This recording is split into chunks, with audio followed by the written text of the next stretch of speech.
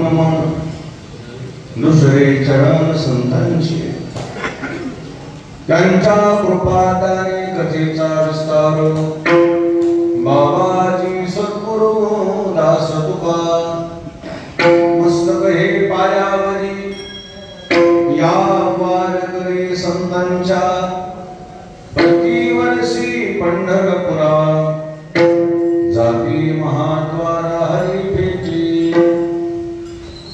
महान संत अग्नी संत माधव मामा मोळवणकर माधव मामांच्या पवित्र या ज्ञानमंडपामध्ये कैलासवासी सायासरावजी पंढरीनाथरावजी दहिफळे यांच्या प्रथम वर्ष श्राद्धाच्या निमित्ताने ज्ञानोबा माऊली दहिफळे, परमेश्वर दहिफळे आणि सिद्धेश्वर दहिफळे या दहिफळे परिवाराने या कार्यक्रमाचं आयोजन या ठिकाणी केलेलं आहे। या निमित्ताने उपस्थित सर्व आदरणीय महाराज मंडळी, भजनी मंडळी, गुणीजन मंडळी, श्रोती मंडळी, माता भगिनी, नवयुवक, आले सर्व आप्त इष्ट स्वकीय सुहृदी पाहुणी मंडळी, आपणा सर्व ज्ञानवंतांच्या समोर जगद्गुरु तुकोबारायांचा संतपर प्रकरणातील सर्वांच्या पाठांतरातला अभंग सेवेकरता घेतलेला आहे। सद्गुरु मोतीराम महाराजांच्या मोठ्या महाराजांच्या आशीर्वादाने सर्वजण मिळून माधव मामाची सेवा करू। विठाला विठाला विठाला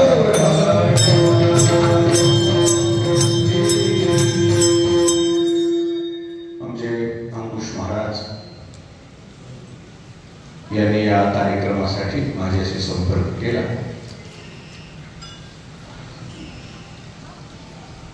या निमित्ताने मला माधव मामाचं दर्शन झालं। मी स्वतःला भाग्यवान समजतो। निसर्गाची थोडी प्रतिकूलता आहे, आता अजूनच पावसाळा आहे, पाहुणे मंडळीला यायला त्याला थोडीशी अडचण होऊ शकते, परंतु तरीही त्या मानाने आपण सर्वजण एवढ्या बहुसंख्येने उपस्थित झालेला आहात।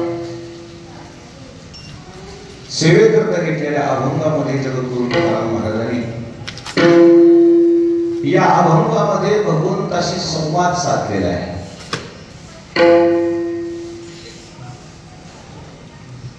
पण विषय असा आहे, ज्या निमित्ताने जगद्गुरु तुकाराम महाराज भगवान पांडुरंग परमात्म्याच्या समोर उभी राहिली आणि काही प्रश्न परमात्म्याला विचारले, या अभंगामध्ये त्या परमात्म्या या प्रश्नाचं उत्तर परमात्म्याने तुकाराम महाराजाला दिलं नाही। एकतर्फी आपण प्रश्न उत्तर नाही, नुसताच प्रश्न आहे।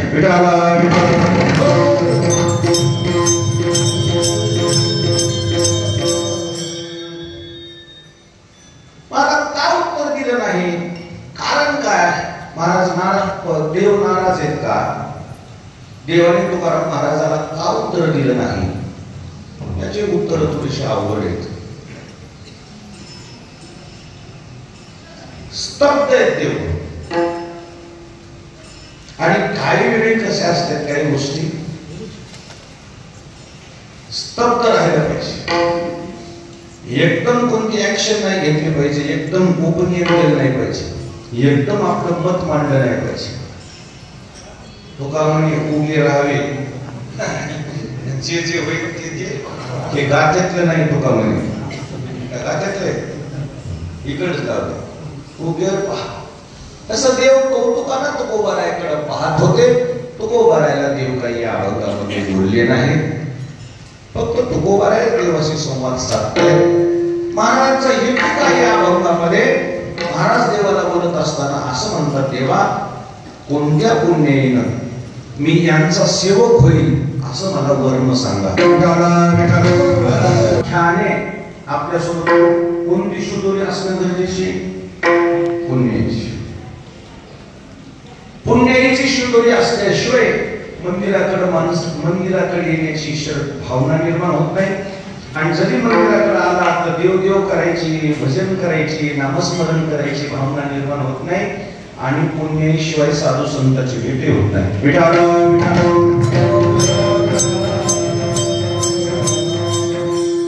बहुत सुकृताची जोडी म्हणून जरी आवडी सुकृत शब्दाचाच अर्थ पुण्य. देवाविषयी आवड निर्माण होणं याच्याकरता काय पाहिजे? पुण्य. देवाचं नाव मुखाला येण्याकरता काय पाहिजे भरत महाराज? पुण्यच पाहिजे. बरं किती पाहिजे?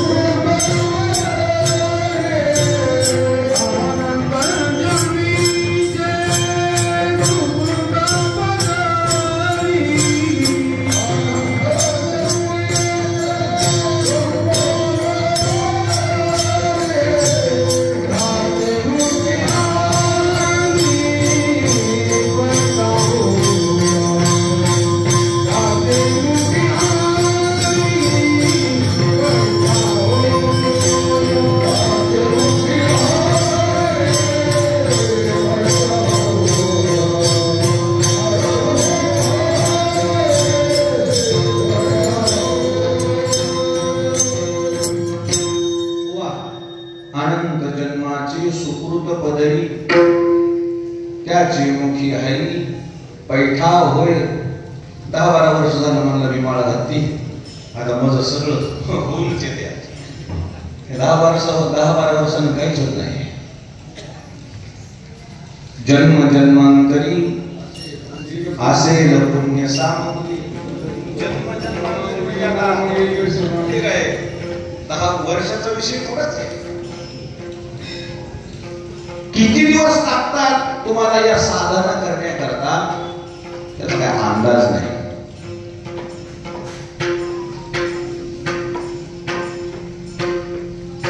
ती पुण्याने तुमची फळं येऊ शकते.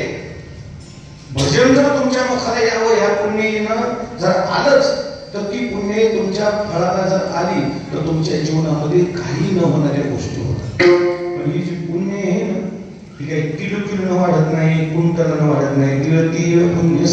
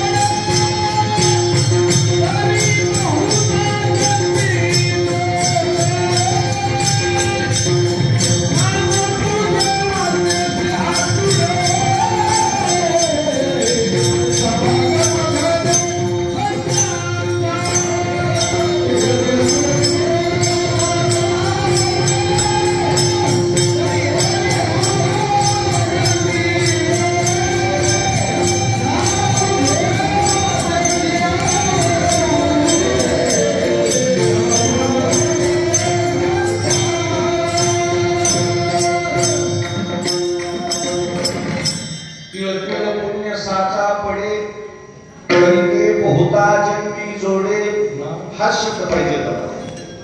किती जन्म? या बहुता शब्दाचाच अर्थ अनेक वचनी. 1-2 जन्मात 1-2 वर्षात 5-6 महिन्यात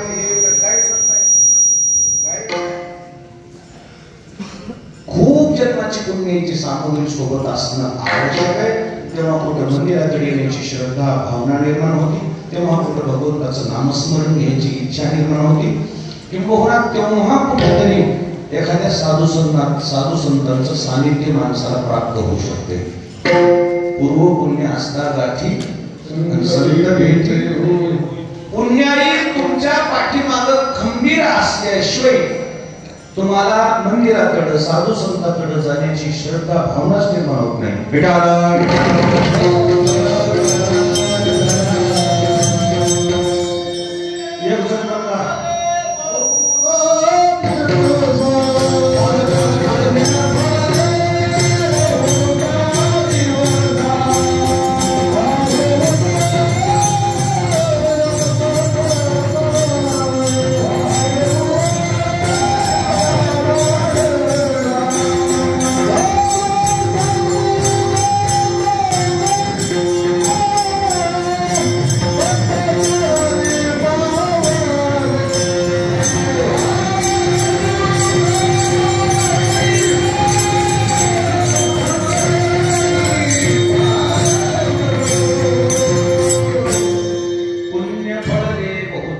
दिवसा भाग्य उदयाचा जसा आलो सन्मुख तो कैसा संत चरणी पावलो. मग तुम्ही मधल्या मंडळी म्हणतात महाराज पुण्याशिवाय तुम्ही म्हणतात मंदिराकडे जाऊ शकत नाही, पुण्याशिवाय भजन मुखाला येऊ शकत नाही, पुण्याशिवाय साधू संतांच्या दर्शनाला जायची भावना निर्माण होत नाही. वाऱ्या पोळ्याचं किती पुण्य होतं सांगा. वाऱ्या पोळ्याचं पुण्य तर काय ऐकलं नाही, पण काय ऐकलं किती म्हणले व जुने लोक. एक ब्राह्मण मारायचा आणि एक खडा कुठे लागायचा रांजना. असे रांजणे किती वर्ग होते? किती म्हणा 7. आता 7 रांजणातले खडे मोजता येतात का नाही? किती होतात? मोजता येतात नाही. आपार कुठे लावायचा? मग असे एक जण कीर्तनात कोणतरी सांगू लागलं तर मोठे महाराज मागं बसले होते. त्याला म्हणले होय ते खडे टाकतो तू होता का? ब्रह्महत्या राशी पातकी. बरं ब्राह्मणच का मारले? बरं बाकीचे मारायचे ना, मराठ्याचे वंजारीचे बंजारा माळी साडी पोळी तवा हे तवाचे आपण 18 प्रजातीचे लोक होतो का? आपल्याला मारून काय उपयोग नव्हता का? सोनं ब्राह्मणाजवळ होतं. सोनं ब्राह्मणाजवळ कसं होतं? प्रत्येक त्या काळातल्या ब्राह्मणाजवळ शालिग्राम असायचा. आणि त्या गंडकी नदीतला जो शालिग्राम आहे नेपाळच्या, त्या गंडकी नदीतल्या शालिग्राम मध्ये काय असायचं? मध्ये शालिग्राम फोडला की मध्ये 10-5 तोळे काय निघायचं? सोनं. ब्राह्मणाला मारण्याचा उद्देश नव्हता. उद्देश काय? शालिग्राम हिसकाटून घेणं महत्वाचं होतं. पण ब्राह्मणाजवळ शालिग्राम राहायचे. विष्णूचे भक्त होते ते आणि म्हणून त्यांना मारहाण झाली. मारून एवढं अपार पाप करून सुद्धा देवर्षी नारदानं स्वतः येऊन दर्शन दिलं का? वाल्या कोणी दर्शनला गेले? कोणी दर्शन दिलं? देवर्षी नारदाने स्वतः येऊन वाल्या कोळ्याला दर्शन दिलं. कोणतं पुण्य होतं का सरवाडीचं? पुण्य नव्हतंच. काय होतं? फक्त बसलेले माणसं म्हणजे महाराज पापाने दर्शन होते की काय? ते तर लई सोपं आहे. पापाने दर्शन होत नाही, झालं तर पुण्याईनच होते. नाही तर मग त्याच्या पाठीमागचा काहीतरी सुयोग असला पाहिजे. भाग्याचा उदय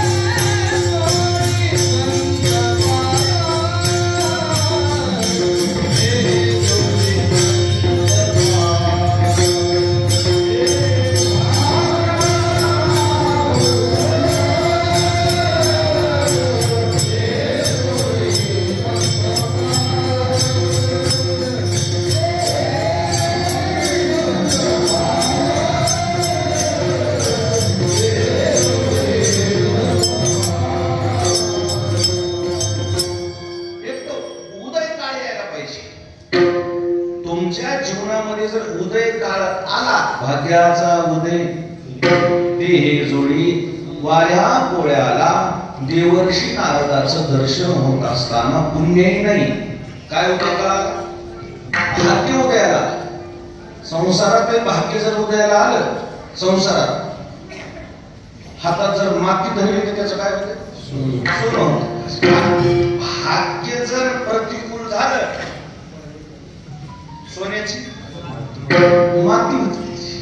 म्हणजे संसारातही उदय काळ आवश्यक आहे आणि परमार्थातही उदय काळ आवश्यक आहे.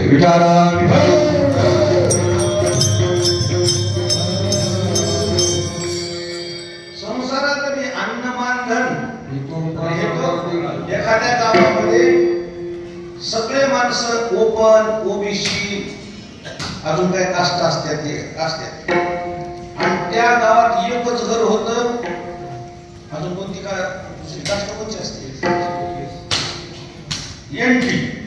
त्या गावात एकच घर होतं एनटीचं. एनटी म्हणू का?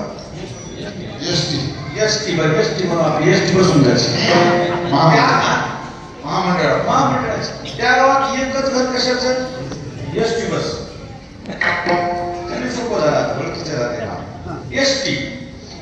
आता ते माणूस करून अत्यंत गरीब कुडात राहणारा झोपड्यात राहणारा त्या गावात दुसरं एसटीचं मनुष्यच नाही. सरपंच पदवाला सुटलं एसटीला. गावानं ठरवलं दुसरं कोणी नाहीच तर निवडणूक करून काय उपयोग आहे? मग कसं करायचं?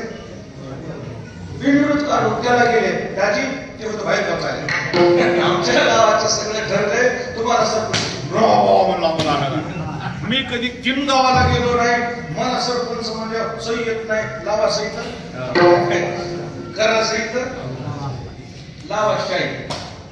मी गरीब मनुष्य. आव्हान तुम्ही गरीब आहेत सगळं आहे पण आमच्या गावात माणूस नाही दुसरं नाही ना कोणाला द्या की म्हणला.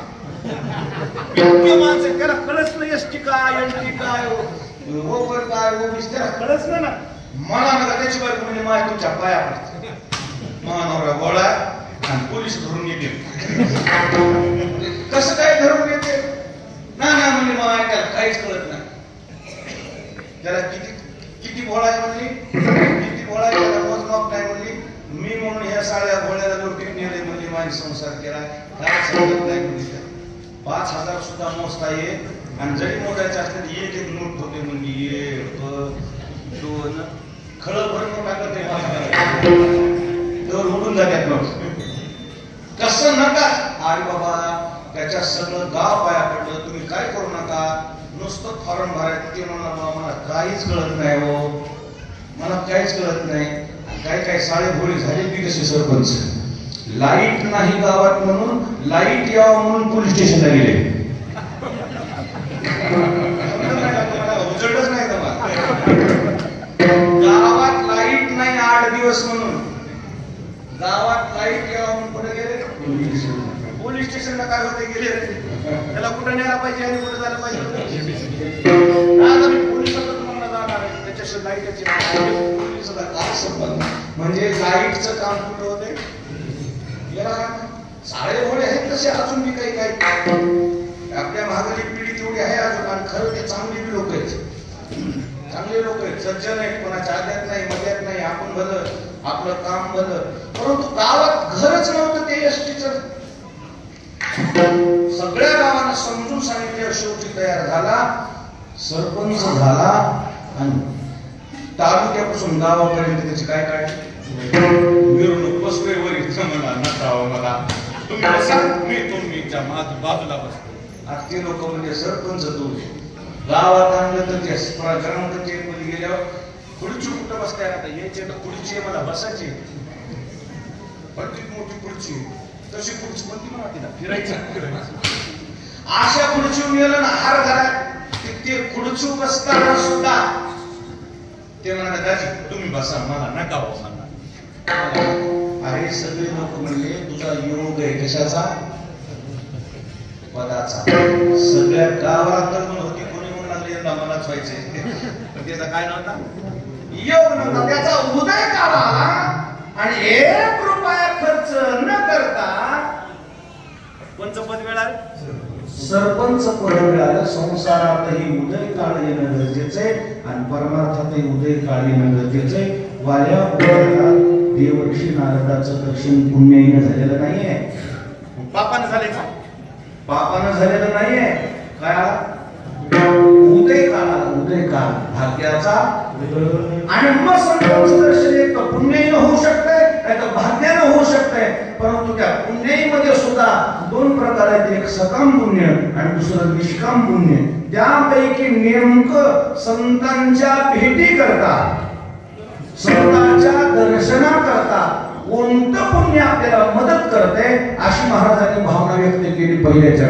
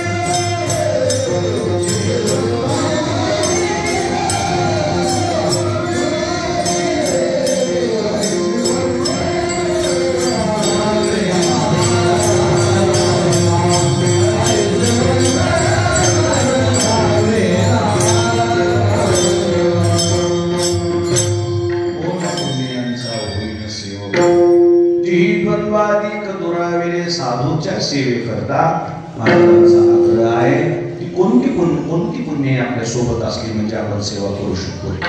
या भागामध्ये जगद्गुरु तुकाराम महाराजांची जी धारणा आहे, साधूच्या सेवेकरता महाराज तत्पर झालेले आहेत. जीवनामध्ये सेवेपेक्षा दुसरं काही मोठं नाही. आणि त्यात संतांच्या सेवेकडे जरा संप्रदायाचा कल जास्त आहे. बरं, आता याच्यात भूमिका अशी, महाराज उभे भगवंताच्या समोर आणि सेवा कोणाची मागितली? संतांची. कसं वाटते? कसं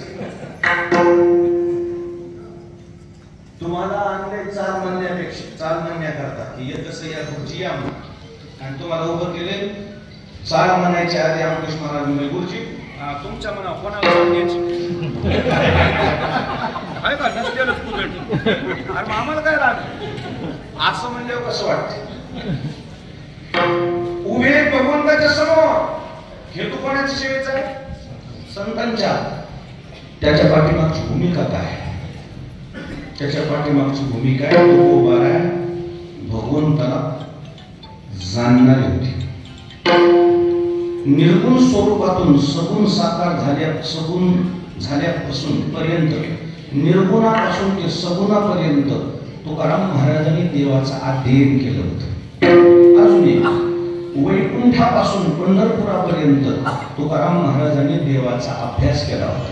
वैकुंठातून पंढरपूरला येण्या पाठीमागचा उद्देश काय?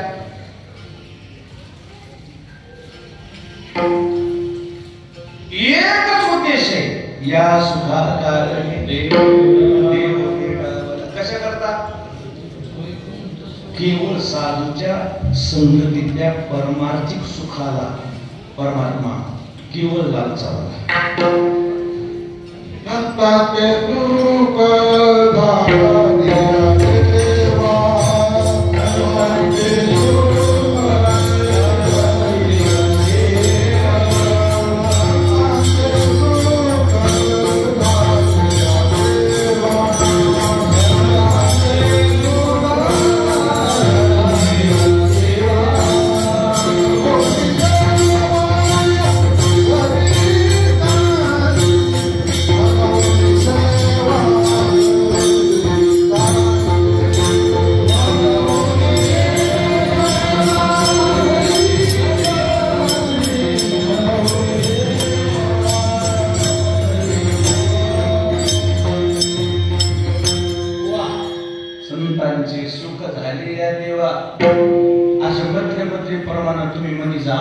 मी शेवटला चाल देणार नाही.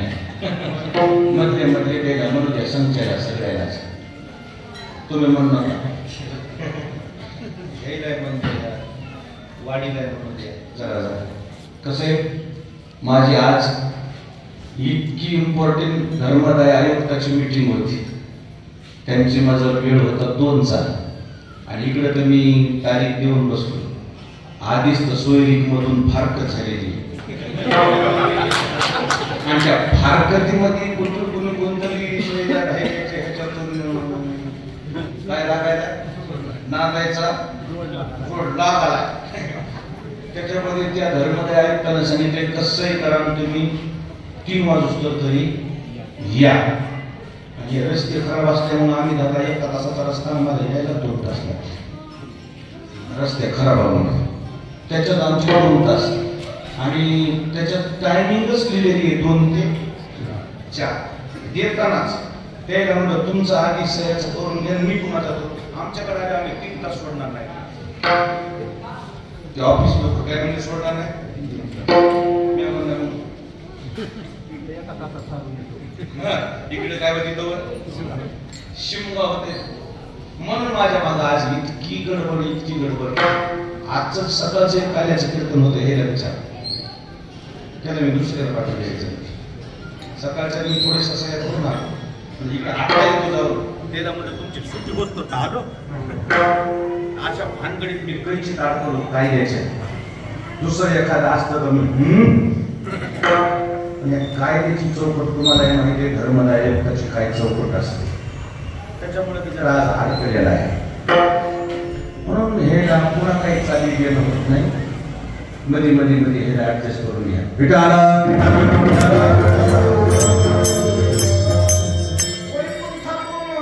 मृत्यू लोकांमध्ये जो परमात्मा आलाय त्या परमात्म्याचा अभ्यास केल्यावर तुकोबरायचे असं लक्षात आले तो परमात्मा आलाय कशा करता संतांचे सुख.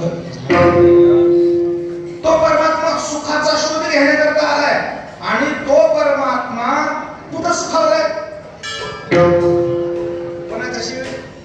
मग परमात्मा जर साधूच्या सेवेसाठी आतुर असेल मग त्या परमात्म्याची सेवा करून काय उपयोग आहे. परमात्म्यानं आपल्याला जो धडा दाखवलाय मार्ग दाखवलाय त्या रस्त्याने आपण जाऊ. विठाला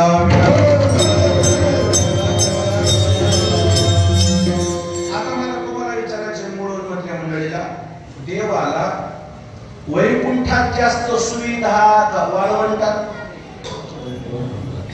वैकुंठात सुख आहे सोय सुविधा आहे का वाळवंटात.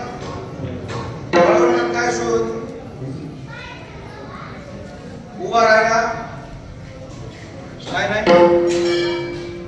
गार लागायला वाळू पाय देव म्हणजे आठवणी करा गार वास पडले पाय गार ठेवून गेले मी उभा कसं राहून कुठं उभा राहू म्हणजे वाळू थंड लागत असते. गारी प्रेमी मागताला अशी केले मागे काय ऐसा कैसा रे तू धीट मागे विटेवर उभं राहिल्यावर तेवढ्या थंडाव्यात तेवढ्या गारव्यात बांधलेलं मंदिर आहे का नाही. बांधलेलं काय का उघडे बरोबर मग कसं कसं आलं उघड बरोबर उघड म्हणल्यावर काय कपडे गरमी नाही काय नाही नेनो ब्रह्ममार्ग चुकले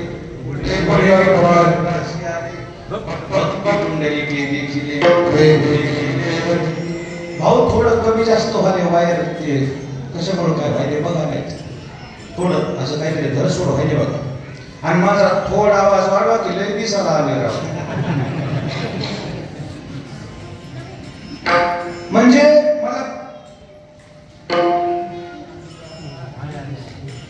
मला भूमिका एक मांडायची. तो परमात्मा एवढ्या सुविधेला लाथ मारून सुखाचा शोध घेत घेत घेत पंढरपूरला आला. त्याला सुख झालंय कुठं फक्त संतांचं नावडे वैकुंठ नावडे वैकुंठ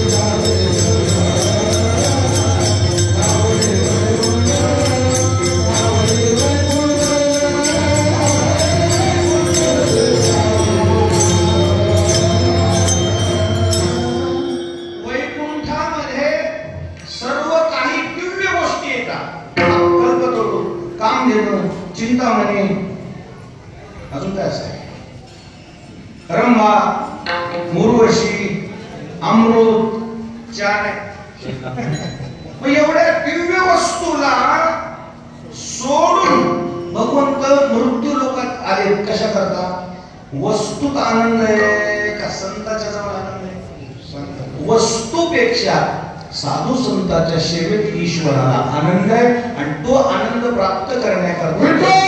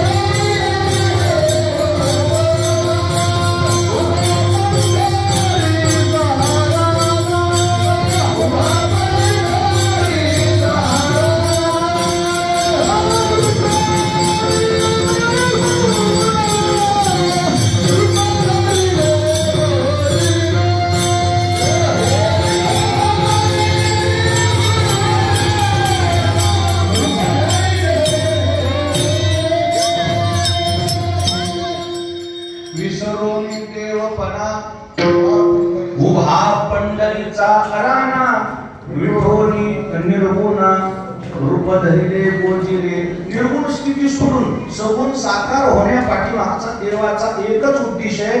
उद्देश देवाचं एकच उद्दिष्ट आहे. फक्त आपल्याला कोणाची सेवा करता यावं. संतांच्या सेवेसाठी परमात्म्याने सर्वस्वाचा त्याग केला. एका एका संतांच्या घरी 36 वर्ष काय म्हणते कावडीने पाणी अनन्य भक्ती भावे निळा. परमात्मा जर स्वतः सुखी होण्याकरता साधूच्या सेवेचं माध्यम निवडित असेल तर तो त्याच्या जवळ दुसरं कशाला काही मागायचे.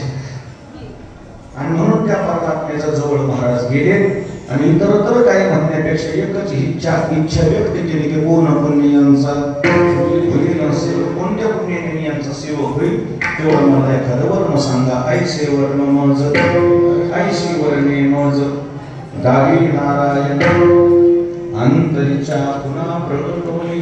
देवालाच महाराजांनी वर्ण काय विचारलं त्याच्या पाठीमागचं उद्दिष्ट असं आहे जगातली सगळ्या गोष्टीची कल्पना कोणाच्या सीसीटीव्ही मध्ये कैद होती.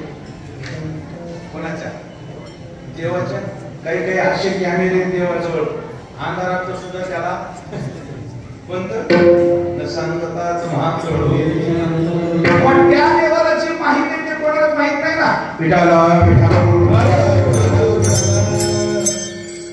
काय व्हायचं एक दृष्टांत सांगतो. कौरव पांडवाच्या राज्यामध्ये कौरव पांडवाच्या राज्यामध्ये विदुर काका सुद्धा एक मंत्री होते. त्या मंत्रिमंडळात कोण विदुर काका दाशीचे चिरंजीव होते. पण सज्जन देवाने स्वतःहून त्यांच्या घरी जावं जेवायला इतका सज्जन. त्या विदुर काकांना दुर्योधनने दररोज मंत्रिमंडळात आल्याबरोबर त्या विधान भवनात छळायचा. काय म्हणायचा या दाशीपुत्रा शब्द काय व्हायचा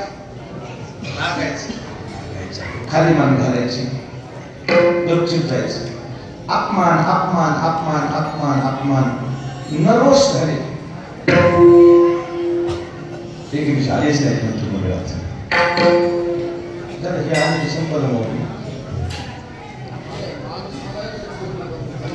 आल्याबरोबर एके दिवशी ठरवून टाकले की आजपासून मंत्रिमंडळात जायचं